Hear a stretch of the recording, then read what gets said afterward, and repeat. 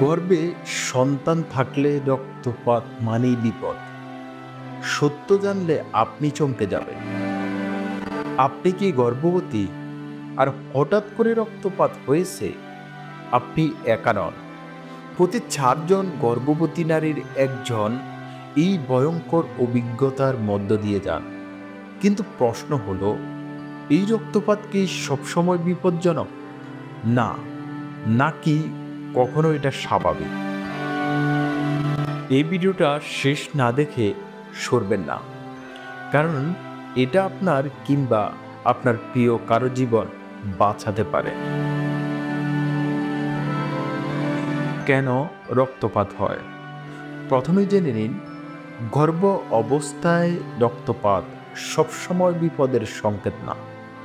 প্রথম 3 মাসে রক্তপাত হতে পারে ইনফ্ল্যাটেশন, ব্লিডিংয়ের কারণে, যেটা একদমই স্বাভাবিক। অনেক সময় জরায়ু দেওয়াল নরম হতে হতে সামান্য রক্তপাত হতে পারে, বা হতে পারে যা নিজে থেকে সেরে যায়। তবে সব রক্তপাত নিরাপদ নয়। এখন বলছি বিপজ্জনক লক্ষণগুলো।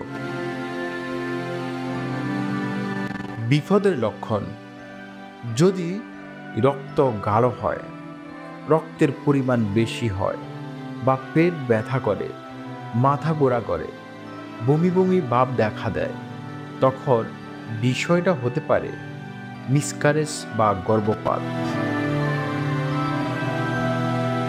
প্রেগন্যান্সি যেখানে বাচ্চার জরায়ুর বাইরে বড় হতে থাকে এবং এটা জীবনঘাতী হতে পারে, যেখানে প্লাসেন্টা নিচে অবস্থান করে এবং জরুরি চিকিৎসা লাগে। মোলার প্রেগন্যান্সি খুব বিরল কিন্তু ভয়ঙ্কর এক অবস্থা। এইসব কিছুর মাঝে সবচেয়ে বড় ভুল কি জানেন? রক্তপাত দেখে চুপ করে থাকা।